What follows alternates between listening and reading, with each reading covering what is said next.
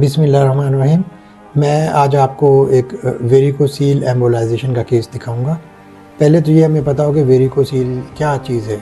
Varicocele ये जो testis के साथ बहुत सारी खून की रगें फूल जाती हैं उसको कहते हैं, जिसकी वजह से पेशेंट को पेन फील होता है, या मेल की इनफर्टिलिटी या मेल का बांझपन, मर्दाना बांझपन भी जिसको कहा जाता है, तो उसमें उसका स्पर्म काउंट कम हो जाता है।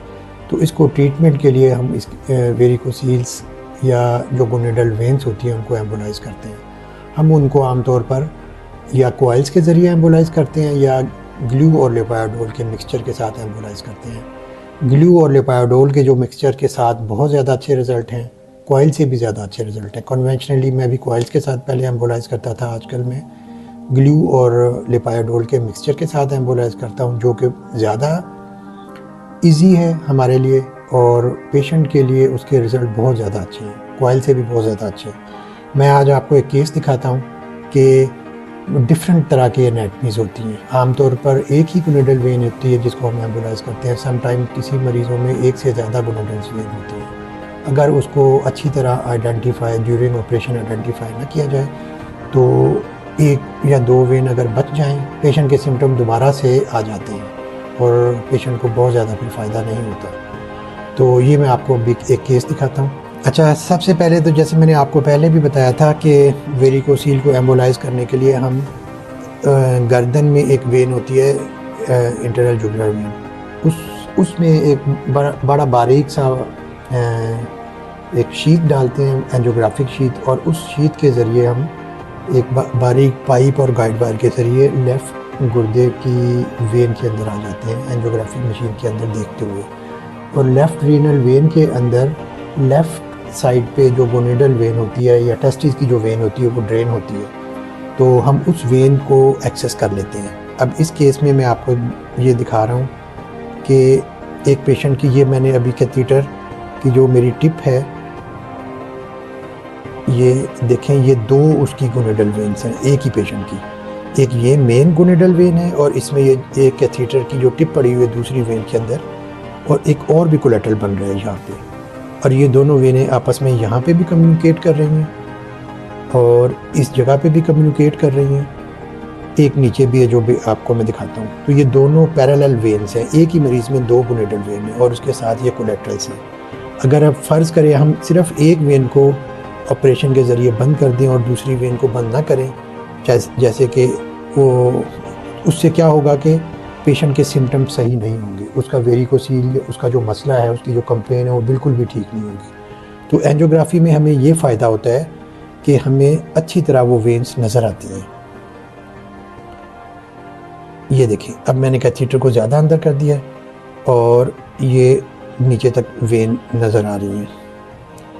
ये देखें, ये दो वेन्स हैं और फिर एक वेन इसके साथ ड्रेन हो गई है बड़े वाली, और एक छोटी सी वेन फिर भी नीचे जा रही है और जो यहाँ तक कम्युनिकेट कर रही है, यहाँ तक कम्युनिकेट कर रही है। और दूसरी वेन, ये जो गोनेडल वेन नीचे स्क्रोटम में जा रही है।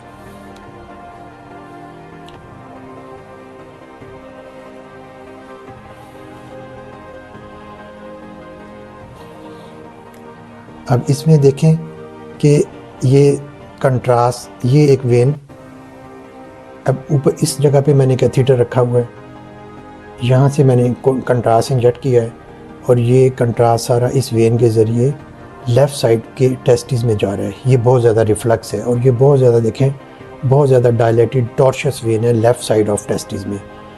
ये पेशेंट का सारा टेस्टिस है, तो ये बहुत सारी डायलेटेड वेन्स हैं जिसकी वजह से पेशेंट को सिम्टम है। और इन वेन्स को हमने आइडियली लेफ़्ट हिप जॉइंट के लेवल से बंद करना है, इससे नीचे बंद नहीं करना।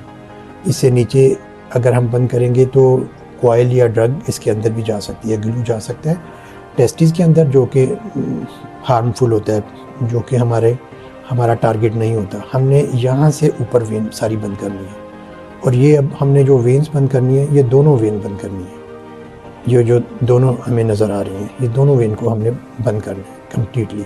अब आखिरी एंजियोग्राम पे मैं आपको दिखाता हूँ कि ये दोनों वेन्स कम्प्लीटली बंद हैं।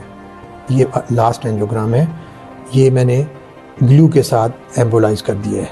ये देखें, फीमोरल हेड फेमोरल हेड से ऊपर सारी वेन बंद की हुई है। इसको हमने हैंड से कंप्रेशन दिया हुआ है, यहाँ पे कंप्रेस किया हुआ है इंग्वाइनल रीजन को, ताकि ये ग्लू और लिपायोडोल इंग्वाइनल कैनाल के अंदर और स्क्रोटम के अंदर, स्क्रोटम की वेंस के अंदर ना जा सके।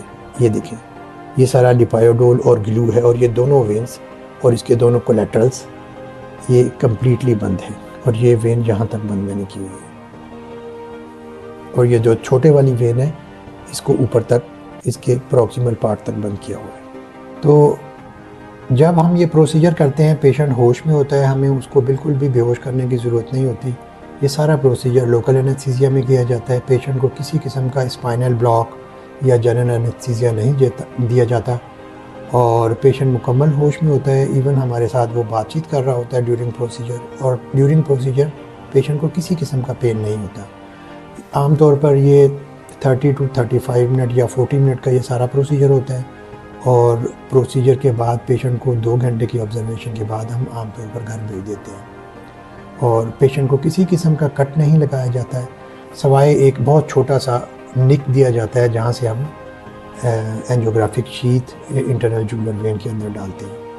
ये प्रोसीजर इंतहाई सेफ़ और इफ़ेक्टिव प्रोसीजर है। जैसा कि आपने अभी देखा कि अगर किसी एक मरीज़ की एक से ज़्यादा भी कोलेटरल्स वेन हों, गोनेडल वेन जो कि सम टाइम होती हैं, हम एक एक वेन को बंद करते हैं, जिससे सक्सेस रेट बहुत ज़्यादा अच्छी होती है। मोर दैन 93% सक्सेस रेट हो जाता है अगर कम्प्लीटली गोनेडल वेन्स को बंद कर दिया जाए और उसके कोलेटरल्स को भी बंद कर दिया जाए।